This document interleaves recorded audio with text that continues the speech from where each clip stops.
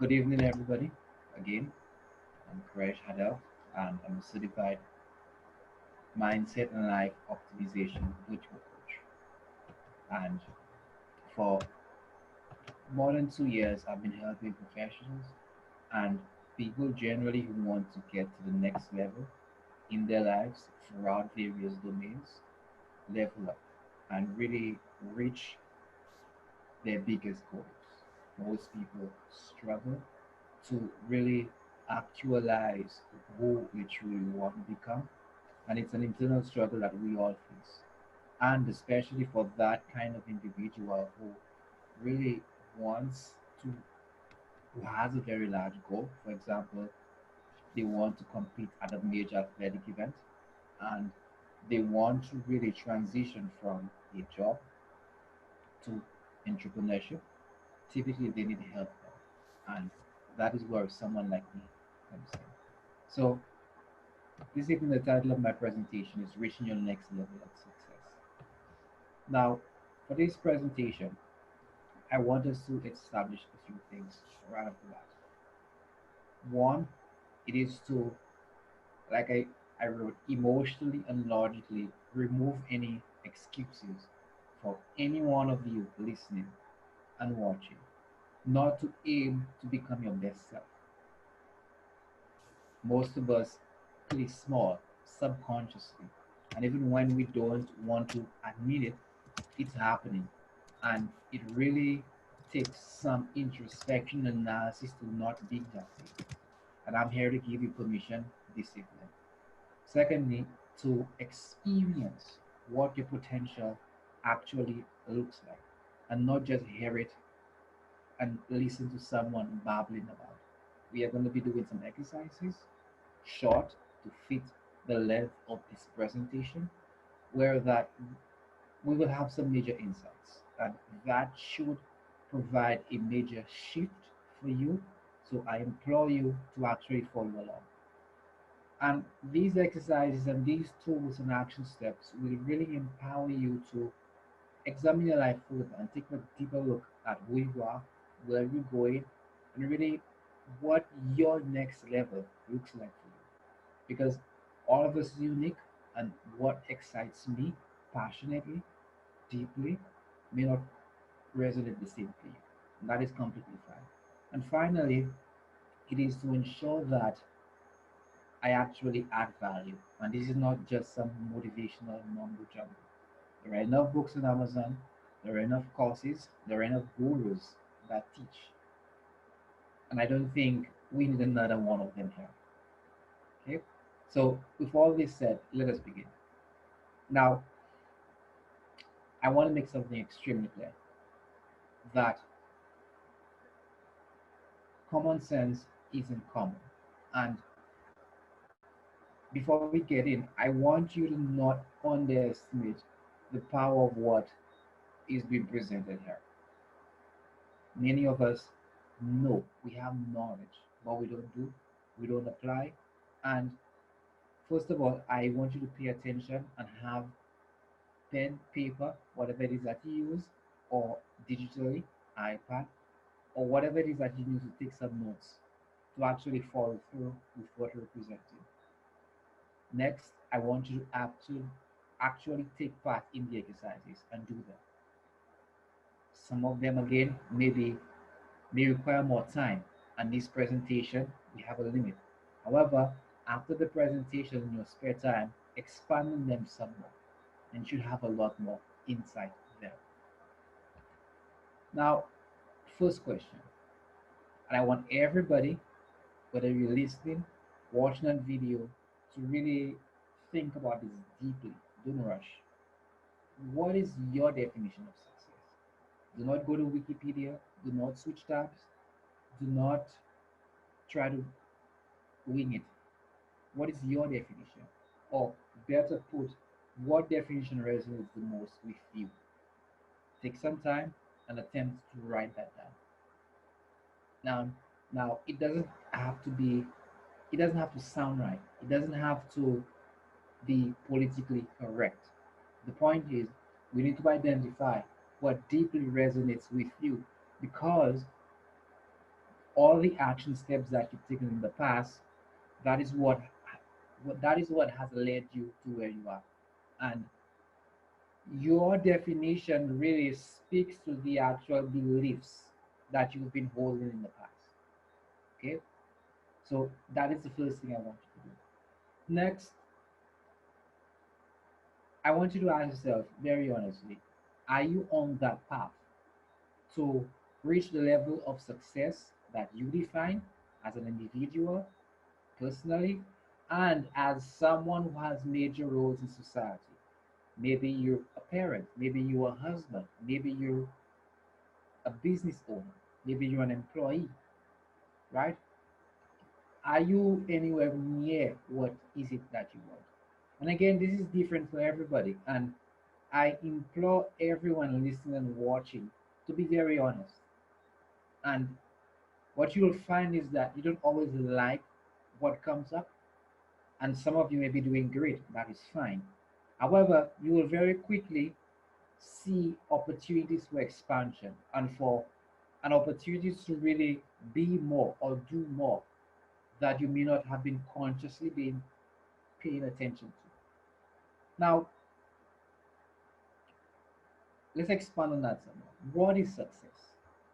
There are many dictionarized definitions. However, one thing I want to really emphasize here is that whatever comes up, whatever resonates most strongly for all of us, is an accumulation of all the experiences and the influences that we've had thus far. Okay, and this is important because we're basically the sum of everything that we've been through, that we've learned, that we've seen, that we've experienced over the years. And our perceptions of what is who we are is molded by that. And one of them is from social media. As much as we don't admit it, many of us spend a lot of time online, whether it's on Facebook, YouTube, TikTok, most recently Instagram, and any other emerging or long-standing application. And what we see, for example, the celebrities, our friends, all the selfies that are posted, it plays with our subconscious as to what an ideal version of success is for us.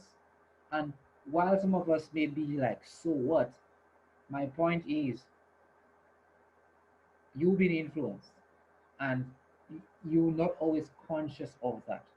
And you have to realize that whatever it is that you believe is true, whatever it is that you believe is by extension, is molded by this. Another one is influences and celebrity gossip.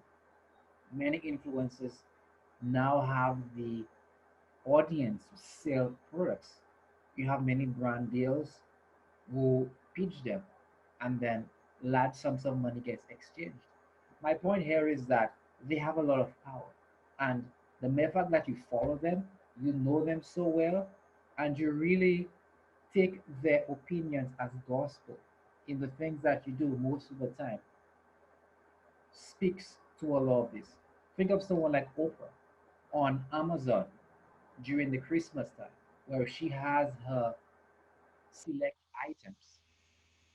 It is one of the highest earning months, and by extension, she, by her following and who idolizes her, to say the least, she has a large draw, right? And that is just a micro example. And the point here is to demonstrate the importance and the roles of influencers and just the celebrity gossip that really pervades our lives, pervades our media, and how that impacts who we are as people, what we think, what we believe, and by extension, what we believe success is.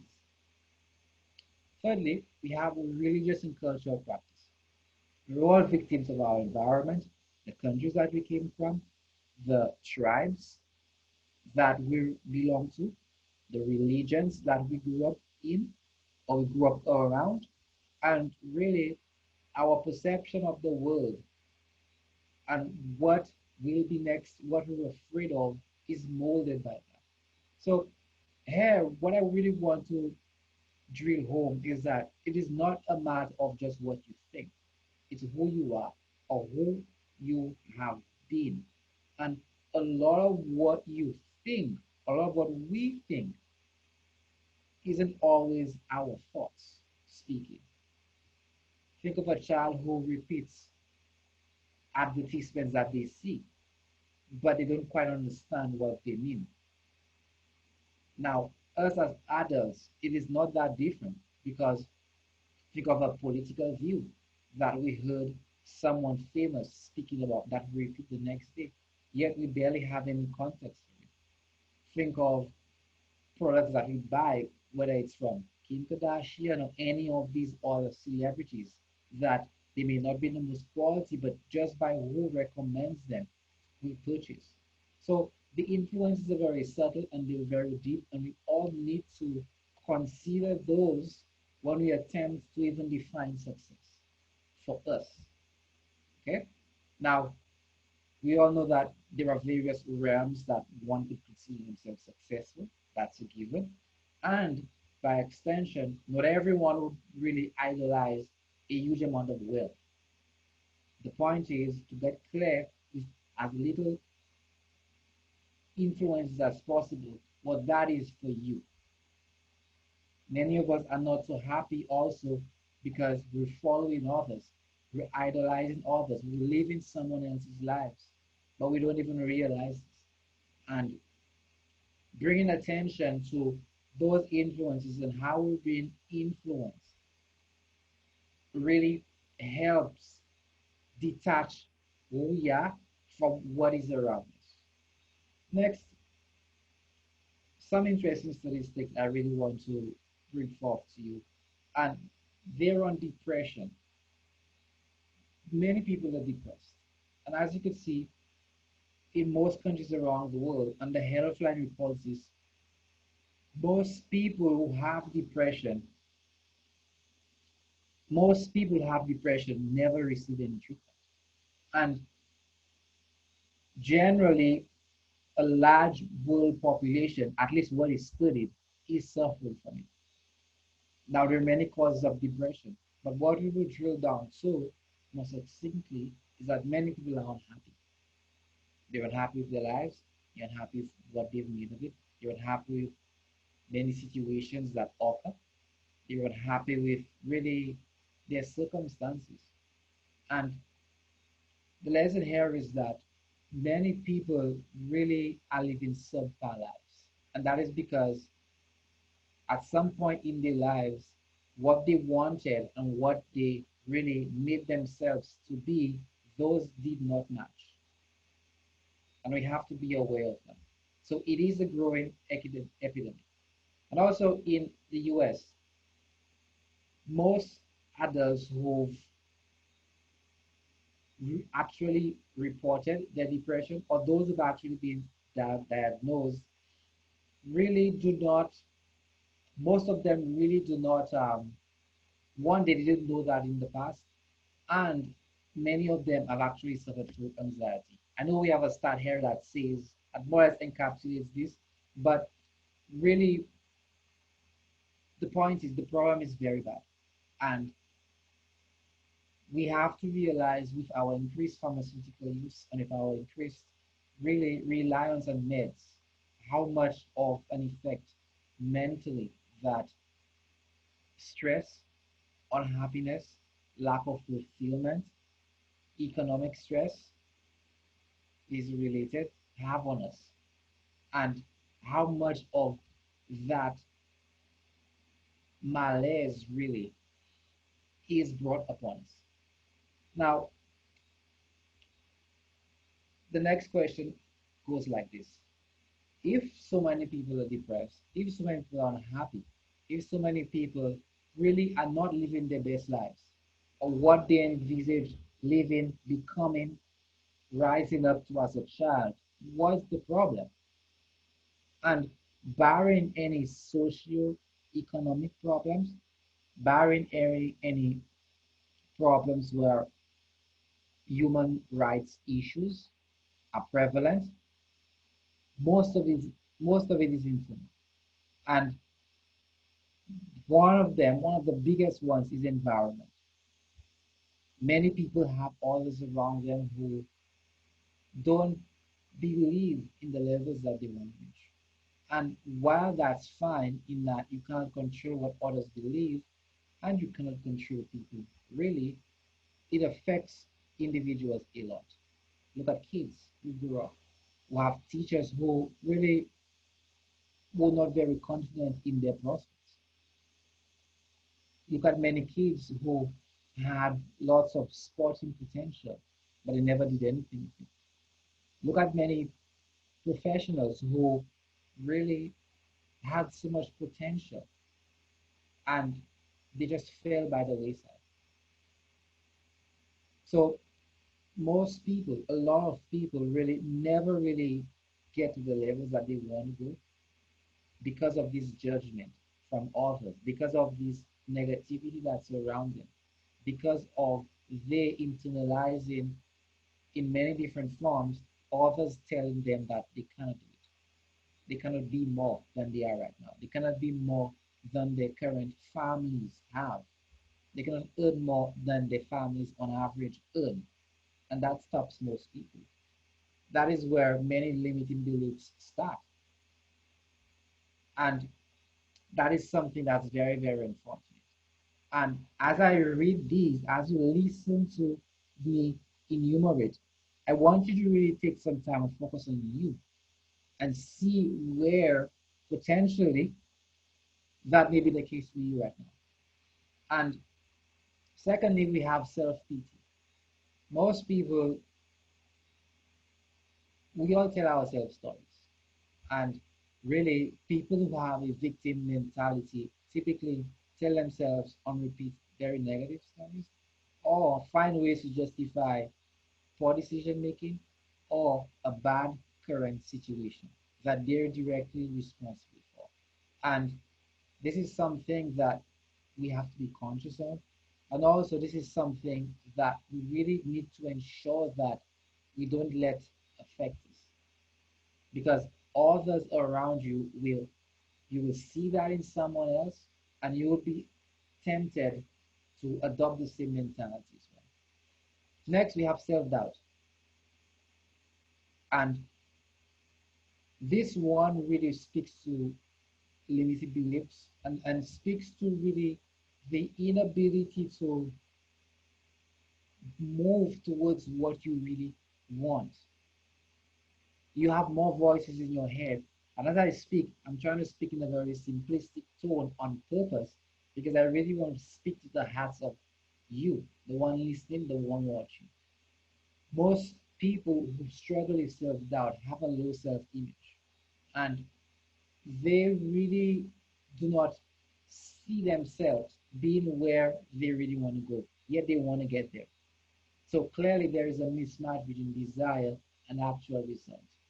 And such doubt, despite having the right circumstances, despite having the right family, despite having money, the right connections, prevents most people, a lot of people, from actually doing the things that they should be doing to get to where that they really want to go.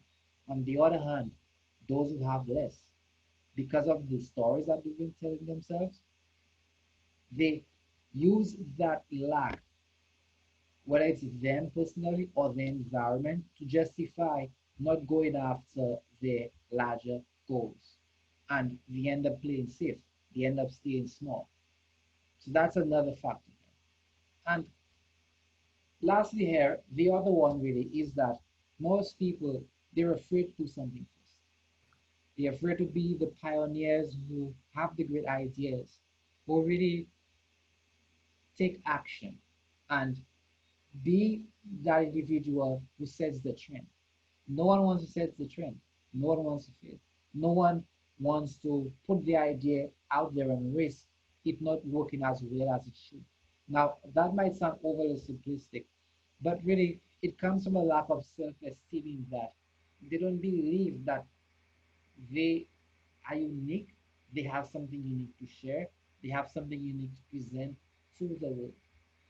They don't believe in really their own sense of humility, their own sense of really being entitled to what they really, really want. and getting there.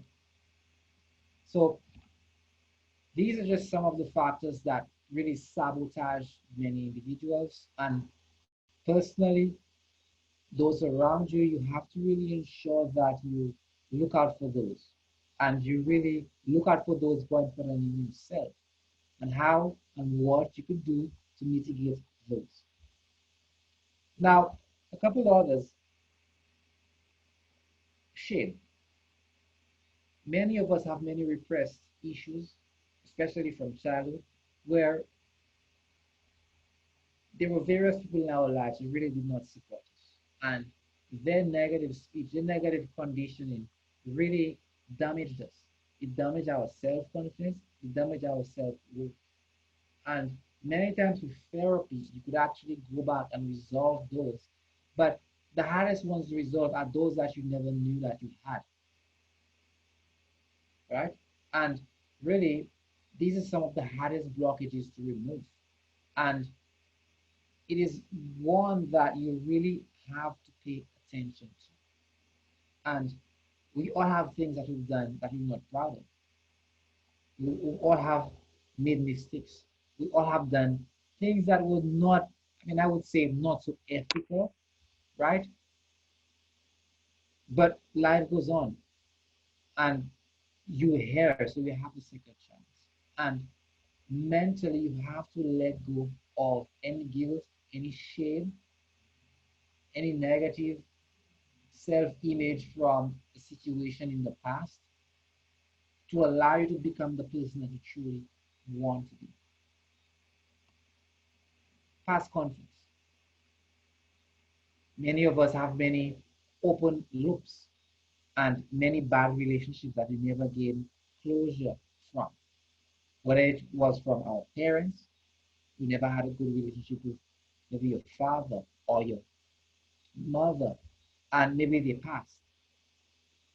And you may believe that you healed, but as you move along throughout the days, throughout the months, the years, and you have your own children, for example, a lot of those insecurities you portrayed onto them.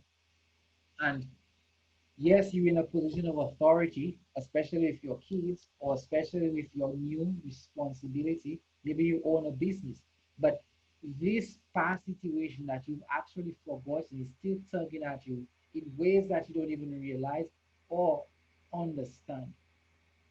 And it may be what blocking you from going to the next level. One of the things that one of the things that we have to realize is that almost nothing is unexplainable. And let me put that in context because there are many unexplained and unsolved mysteries. Many of the things that we believe have no cause, have no reason. It's typically because of something that we do not know is the case.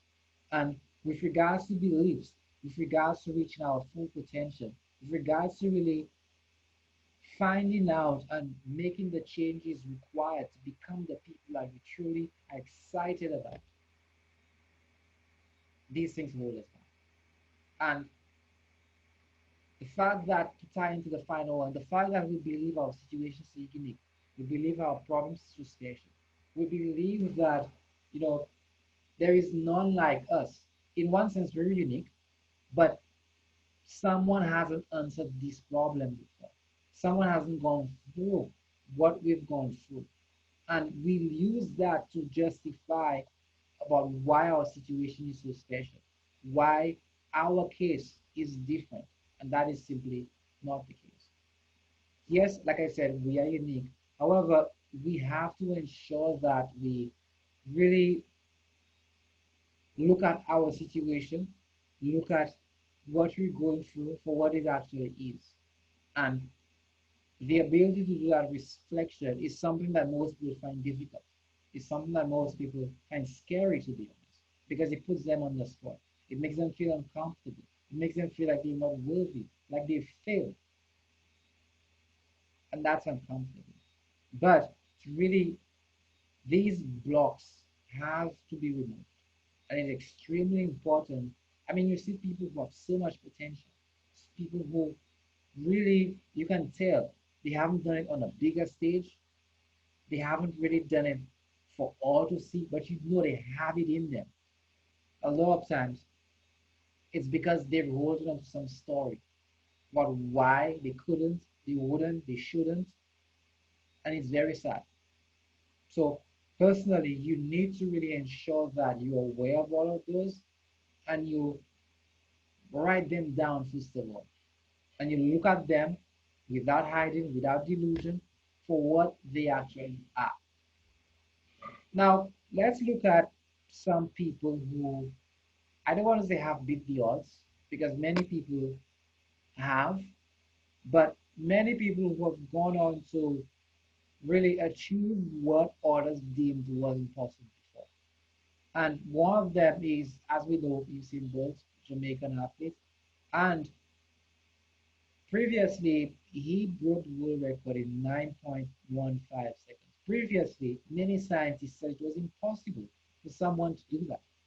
They said, based on their calculations, based on their studies, that a human couldn't possibly run that fast. Yet he did it. And really, this goes to show the power of the mind, one, the power of really believing that it can be done and actually going out and do it. Next, we have the 4 minute mile, Roger Bannister. In 1962, many people believed it was impossible. And after he doing it, many others began to do it as well. In fact, in the next 5 years thereafter, three more people actually run a mile in under 4 minutes. So the idea here, as I approach my final example, the idea here is to realize that we're as capable as we believe and as we think we actually are. And that is something that you really have to pay attention to. And you have to pay attention to it insofar as others attempt to project a low self image on you, or others directly or indirectly attempt to tell you what you can't do. And one of my best examples is, as we all know, Nick Vujicic. I'm not sure if I butchered his name, but that's the best that I can do. He was born with no arms and no legs, and yet his condition is actually called tetramilia syndrome. Yet he has grown up, he has a wife and three beautiful children. Actually, most people would actually be envious of. He has grown up to become immensely successful. Speaker, preacher, very well accomplished.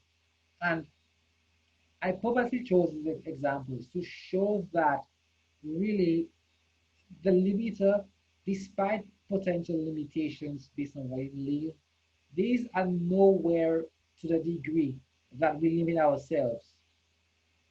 These are nowhere to the degree that in our minds that we really are the ones stopping ourselves. Okay?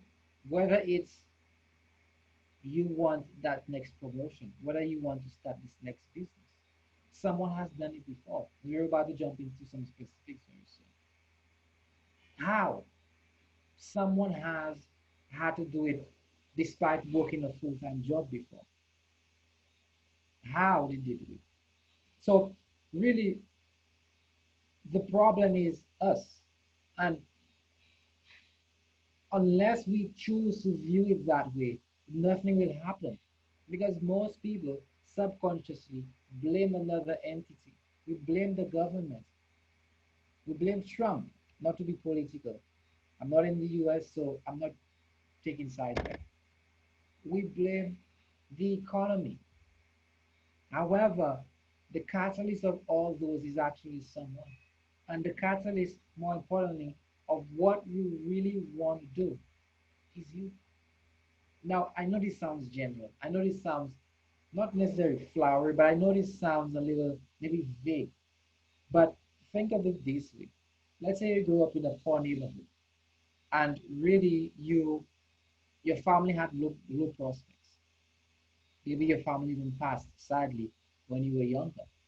Does that mean despite this situation, despite this living situation, that is what your success will be determined by? Maybe you had a child in your teenage years. Maybe you were incarcerated. Does that define your future? I mean, we could substitute this for many other stories. But what I really want to impress upon you is that it is all stories. Even hearing those individuals, seeing them on the media, these are all stories. That is their story. They chose for it to be that way. And so must you do the same. And what I'm trying to really get to is to have you remove the need for the excuse that you cannot do what you truly want. And on that note, we all have something that truly inspires us. And for those of you listening, one thing I would invite you to do right now is to write down, and that is something I do with my clients, write down what are three things in the next year. We're in January 2020. By December, what are three things that would truly excite you? What is the amount of money extra that you want to make? What is really health wise? What is your next goal? Maybe you want to lose a dress size. What is that thing that would really, and I don't want you to solely be that it sounds realistic, but what would really excite you, right? What if I offered it to you right now and you would grab it immediately, selfishly? What is that thing? And the only way you would know is when it brings out an emotional response in you. And let me caution you against ignoring this because many people, that is where they play small. And that is where typically I challenge people to be more, to do more, you know. And I challenge you, whatever you think that you could do, try doing it, try doing 15 or 20% more. Okay? And really, you will see where your comfort zone is at. And more importantly, you will really have the courage, especially when you aim for more, to begin moving there. Next, next, what I really want you to realize is that despite the examples, and I know all of us cannot be using those, and I have Donald Trump there, and this is not political, by the way. What is so impressive about what he's done is that he did with no political experience. And although I have all these seemingly illustrious speakers, why aren't you there? Right? And it need not be solely financial, right? You don't need to be the next multi-millionaire, the next billionaire, the next Olympic gold medalist. But in terms of your pinnacle of achievement, why isn't your name there? And I'm not talking about literally your name being in front here. I'm talking about you really reaching a place in life where you're deeply fulfilled. You on purpose, challenged, achieving your biggest goals, and you feel unstoppable. Why isn't that you? And what I really want to impress on you as well is that you have every bit of a right to be there. But it's not for me to say, it's for you to believe and move to it. Now, I know I've spoken about getting to the next level and really clearly defining what you want for the next year, example. But what does it take to get there? And more broadly, what does it take to begin to gain control of your life? I know many authors speak about this very broadly, and really, they you had floating around. It's like a buzzword. It's sexy to see, but really, what does it actually mean to take control of your life? If I want to tell you, do more and take control of your life, how would you interpret that? Let's break that down. Now, in taking your power back, one, you have to look at where your influences come from and how you think. And for those of you listening, what you're thinking is not really a sole reflection of you uniquely. In other words, if you were to take a week away from all media, most people, it will take that long for them to really begin to think on their own or to really have original thoughts, why they don't remember the show from last night. They don't remember what Trump said. They don't remember what somebody did that was wrong, what was shocking on the media. We're so absorbed in other people's lifestyles, yet it is why it's so hard to detach and really have a unique perspective. And by extension, technology has such a strong hold on us that we do not realize it. I'm sure some of you have done social media detoxes. I'm sure some of you are entrepreneurs and you are disciplined within your businesses. So you have a keen idea of what it's like to actually detach and really focus. But as a lifestyle, how many of you have really taken the time to consciously decide and limit how much of it that you take in? And how many of you have actually thought of how much your world perception is affected by what you see, what you interact with, and really what you let into your world? Okay. Now, the other thing here is that you have to adopt the mindset of taking whole responsibility for your life. Yes, not everything you can control. Yes, not everything is under your direct influence. However, it is only by taking 100% responsibility that you have close to 100% control, right? Some of you have businesses. Why are you in business for yourself? It's because of one, the job market, the job structure doesn't resonate with you as much. And secondly, most people I'm sure can relate, they have a stronger sense of control, stronger desire to influence more, to be more, to make more, to have more control over their lives. And by extension, you have to adopt the mentality where you actually let go. You consciously let go of all the excuses that you make. Now, I have a wonderful blog post on this that I actually forgot to link in here. I may put it afterwards. But really, you need to attempt to identify the areas within your life that you always have a reason that something doesn't go well. It could be with your spouse, it could be with your significant other, it could be with your children. And yes, you don't always have direct control over everything. But it's only when you think in terms of solutions can you only become solution oriented. And such change really comes from what you think, what you choose to let in, and how you actually approach life. So it has to be more of a lifestyle change.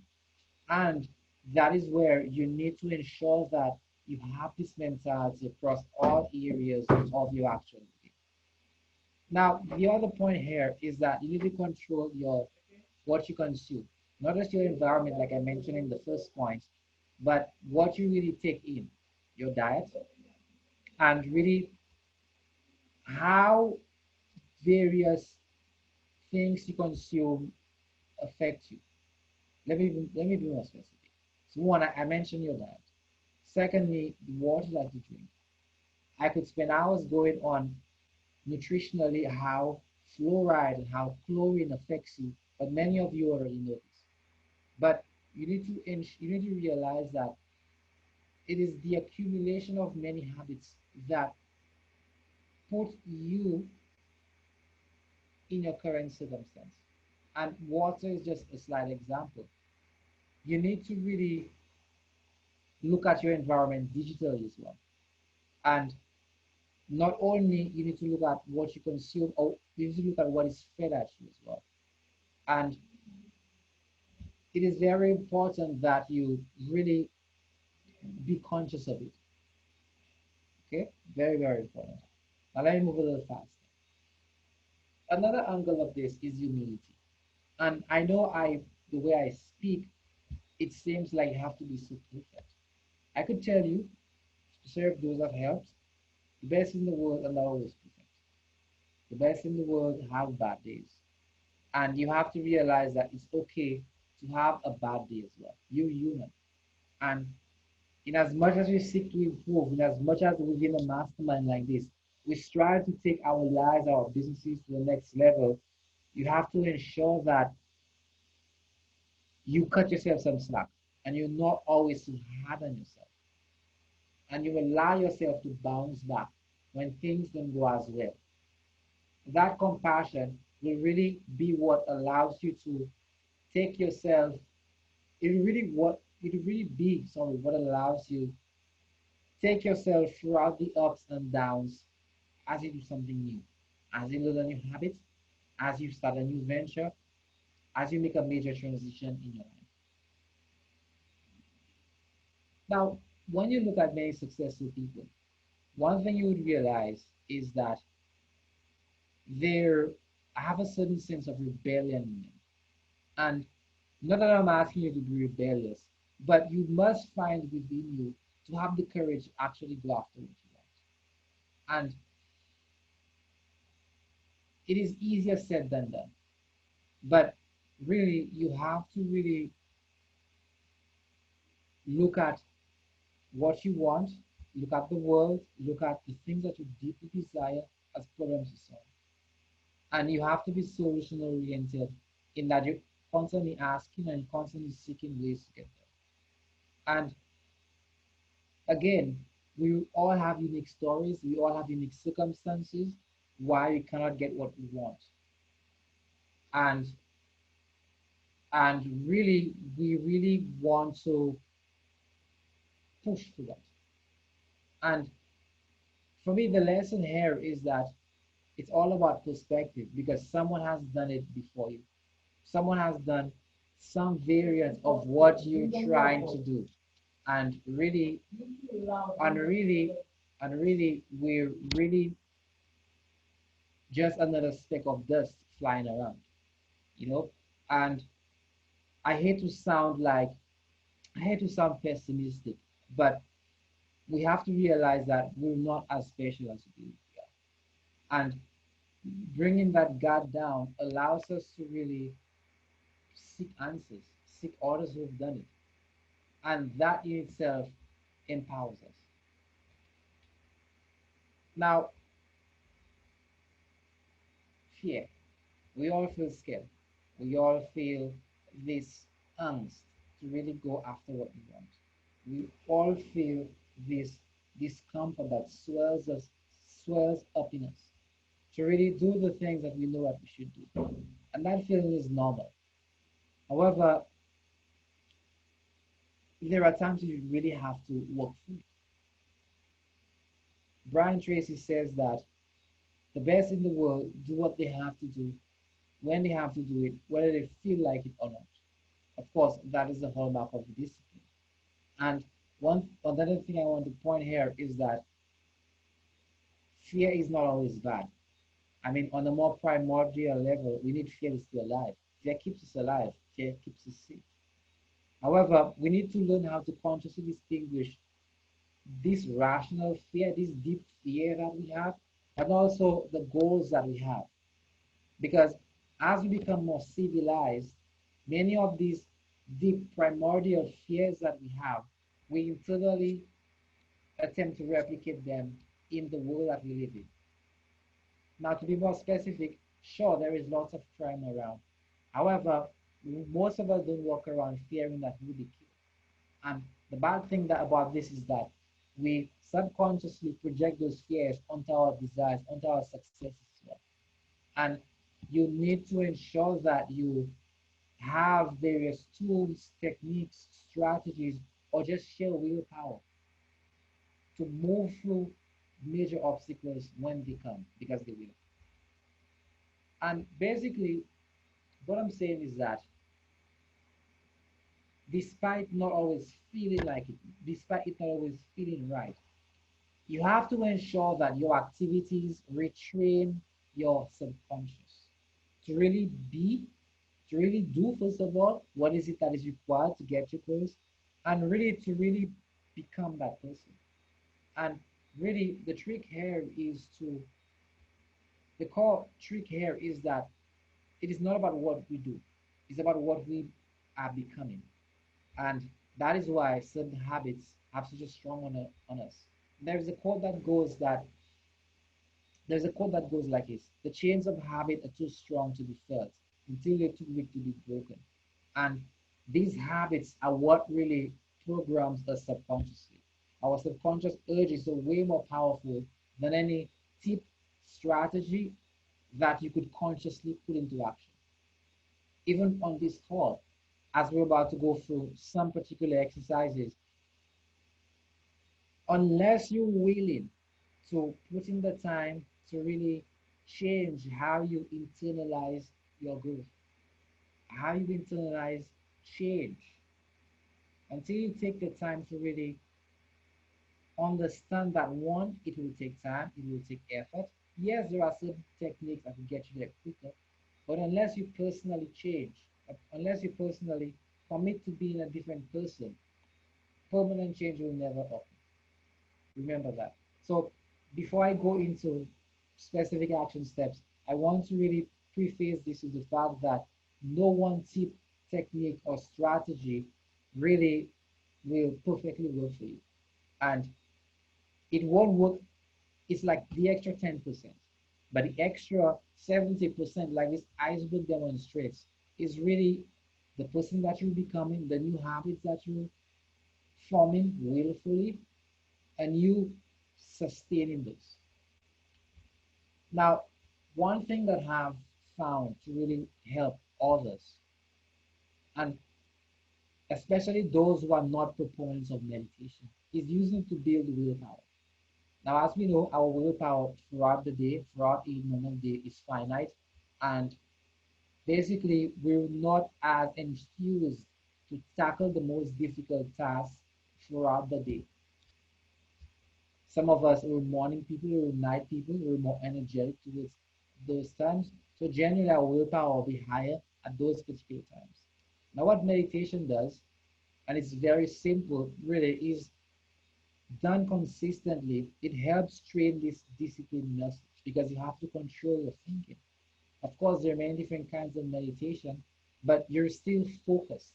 Whatever time that you choose, it still helps you focus for some moments, and this builds up discipline over time. So, more practically, if you don't have much time, you could try doing for at least 5 minutes during the day. Now, 5 minutes may not seem like a lot of time, but compounded over a year, you may get immense benefits, not to mention the health benefits, but your actual discipline and willpower throughout the day will grow. Very simple, but very effective. And another thing you could do is to really have a journal or a log. You could track it digitally. There are many apps for this as well, where you really simply check how many days of the week that you've done it. Simple, but very, very effective. Next, you need to have the ability to focus on what you actually want in life. Many of us subconsciously, naturally focus on what we don't want. And our minds are biased towards negativity. I get that. But that is something you have to train out of you.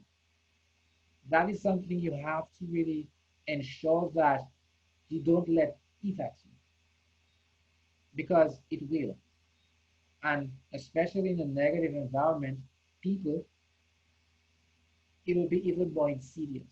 And you have to constantly look at what you want and look at what it will take to get there. And you looking at this all the time means that you have it clearly laid out and you focus on it regularly.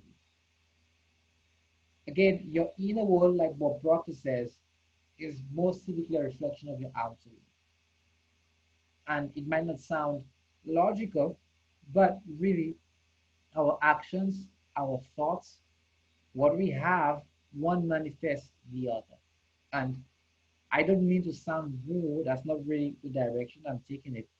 But really, you have to understand that you consciously are responsible for everything that happens. Next, and we're actually winding down, is one of my favorite exercises, the five whys. And really, any negative situation, any problem that you're struggling with, it is really useful to help people delve down to deeply what's wrong. And really, if you have a major obstacle, you have a major problem, why is that the case? Okay, I cannot make as much money as I want to. Why? Okay, maybe I don't have enough sources of income. Why? Maybe I watch too much television. Why? You see how that works? Now, there are many, many variances and examples of this. However, it really takes consciously attempting to figure it out to actually get to the bottom of it. Many coaches, when we work with clients, typically we use this exercise a lot. And there are many coaches on this call. I'm sure they could attest to this. The name obviously varies, but really it is important to really get clarity. And when you're struggling with a major issue, a major internal conflict, it will help you get clarity so that you could get clearer as to what is it that you want or what specifically that you need to do. Now, here's what I really, really am passionate about. Falling in love with what you truly want. And many of us, we're so focused on negativity. A lot of it is pumped at us actually. But we're so focused on negativity that we don't take the time to do this. Some people call it having a vision board. Some people call it having affirmations. Some people call it really having photos on your computer. There are many, many forms that we could do this. And you personally do what works the most for you. Do what works the best. However, what really helps fast is to have a ritual, have a particular time of the day where you consciously focus on what that is for the day. Okay? What that is 1 year from now, 3 years from now, 5 years from now. What's your ultimate life vision? And it's not just identifying what you want, it's also identifying why you want it. Because nothing really compels us deeply like the reasons why we truly want something. And be honest about it. And really probing even deeper into what those are until you really satisfied or you emotionally moved and really focusing on what that vision is for you. Now that may change as you mature, you get more experiences, you have more situations, but always keeping that image of what you want the next year to look like, specifically what you want, how you want to grow up, what you want the business to look like, what's your 5 year vision. Some of you do it for your companies, I'm sure some of you do it already. Specifically holding this clearly. One, most people don't naturally do it, but does just this alone really helps focus away from negativity and really helps you move towards the things that you actually want because your subconscious regularly is focused on this as well. Now, one of the most powerful things that we've discovered is that we typically do things, and I'm paraphrasing, within the context of time that we have. And intentionally allowing ourselves a tighter deadline to do things quicker really moves our engines a bit in that we're able to come up with the solution a lot faster. And what really helps people accelerate towards what they really want is if they set a shorter frame of time to get there. And you break down those major you break down your major goal in chunks. However, you set goals that will challenge you even more. Now, as you know, for example, of Grant Cardone and his 10x rule, and one really good way to paraphrase it is that typically if you want something, you have to take 10 times as much action. And how it relates to this point is that really you have to ensure that you do, right? And one thing about The Secret, I know most people here should have watched it, is that as much as it deeply emphasizes the power of thought, it doesn't focus on action enough. And that is something that we should never ever ignore. And we should always put it first, as important as mindset is. Because you simply cannot think something into existence, and you have to ensure that you're doing what it takes to get there. So doing what it takes with less constraints, so a bit more constraint, right? Really pushes you there a lot quicker. Next is accountability. And getting someone else to really keep us accountable, to really make sure that we execute is something that most of us don't do. And it is why mentorship works very well. It is why masterminds, I'm sure, like this one, works very well. It is why many people, some people seem to get ahead than others. It is because they have others who keep them accountable. And it's not just them, there's an obligation to really see the commitments through. Now, many similar ideologies, you have the carrot and stick approach, you have a trigger and a reward. You have many different motivation systems here. But the point is, you could go down within the weeds of those. But the point here is that you need to have a decent accountability system. And having someone else to be accountable for removes some of the focus off you, and that helps massively suppress the fear that you have. One of my favorite ways is, and one of the best excuse busters, if you will, is to look for examples of people who've done it. Look for people who have what you have, who have lived your dream, and emulate them. Bring them into your life. Take them out for lunch, take them out for dinner, and really focus on how they got there. Now you have to be careful in that you do not try to copy every single thing from every mentor that you meet, because not everyone who is, for example, financially successful, not everyone's lives across the board is worth emulating. So you really have to pick what is it that you emulate and what is it that you take on board. So be conscious of that. However, looking at and seeking to learn from others, whether it's books, whether it's mentorships, whether it's paid programs, seeking to learn directly from people who have what you want, who do what you want, really accelerates the learning process. I know that sounds simple, but really, most people actually don't do it. Most people rather complain as to why they don't make enough money, rather than seek someone, even if it's a book, on how to get there, at least to start. It's a very, it's the mindset shift is very subtle, but it's very pronounced as well. And unless you're that kind of individual, unless you actively seek who has what you want, the how will never take place. The how will never come. And it's never love.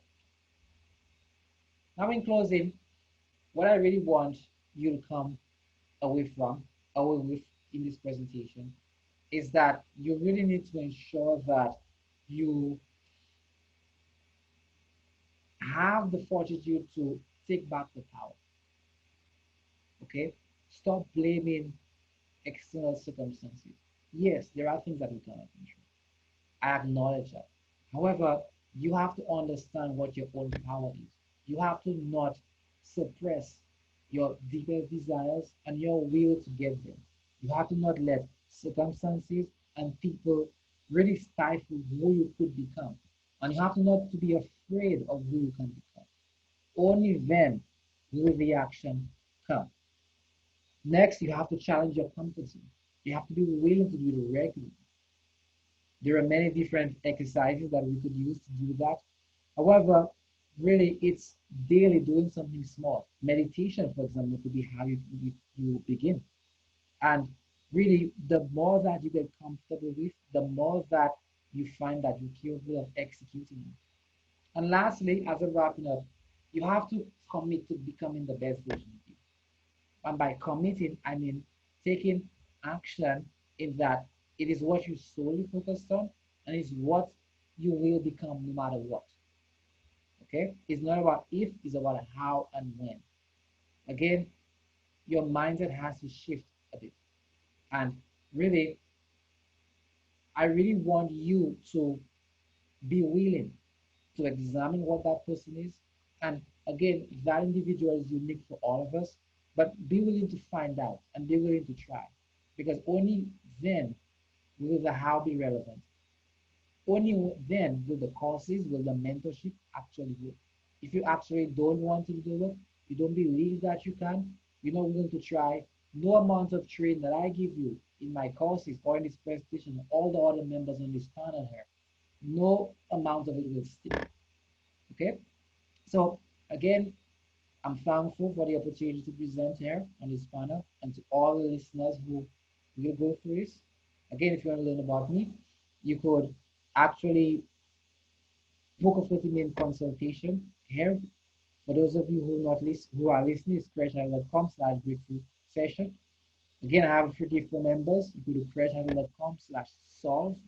One of my products, how to stop grinding and live an awesome life, is there for free exclusively for the members here. And also my course, Life Awakening System, if you're interested. Thank you very much, and I'm honored to present.